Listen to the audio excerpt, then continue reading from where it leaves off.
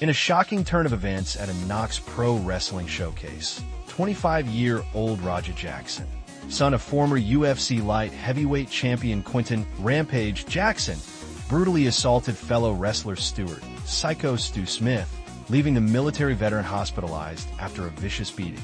Witnesses say Jackson unleashed a torrent of violence, slamming Smith to the mat and raining down more than 20 punches before the referee and security staff intervened. By the time medical personnel reached Smith, the longtime wrestler and Army veteran was unconscious. The attack has not only sparked outrage within the wrestling community, but has also raised broader questions about violence in sports entertainment, mental health, and the responsibilities of athletes with public platforms. The victim of the assault, 42-year-old Stewart Smith, is far more than just a wrestler in an independent promotion. Known to fans as Syko Stu, Smith is a Army veteran who has been candid about his struggles with post-traumatic stress disorder, PTSD. In interviews, Smith has credited professional wrestling with giving him a renewed sense of purpose and stability after his military service. "I joined Knox Pro because I needed something to focus on," Smith said in a past interview. "A lot of veterans, it's hard for them to readjust to civilian life. Wrestling gave me something to hold on to. Being in front of a crowd doesn't give me as much anxiety and aggression as I thought it would." For Smith, wrestling was more than a performance. It was therapy.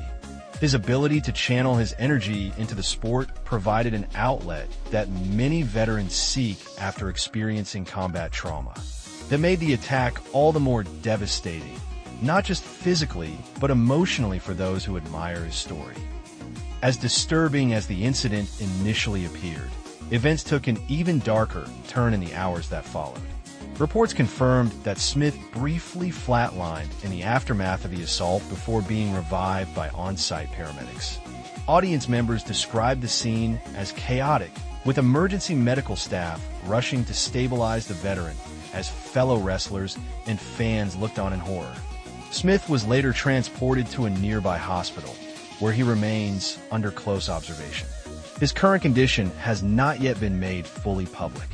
Medical professionals have stated that the combination of blunt force trauma and repeated head strikes significantly increased the danger of long-term injury. Wrestling insiders have also noted that while scripted violence is part of the sport, the sheer brutality of Jackson's attack went far beyond the boundaries of performance.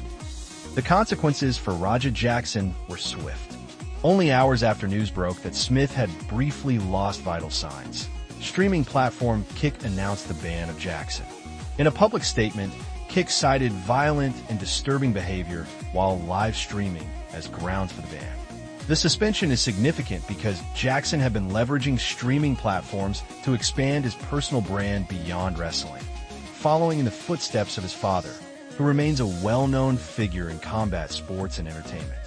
The ban has also cast spotlight on the younger Jackson's temperament and conduct. While he has yet to release a formal statement, critics argue that his actions have jeopardized not only his wrestling career, but also his ability to establish a positive public persona outside of the ring.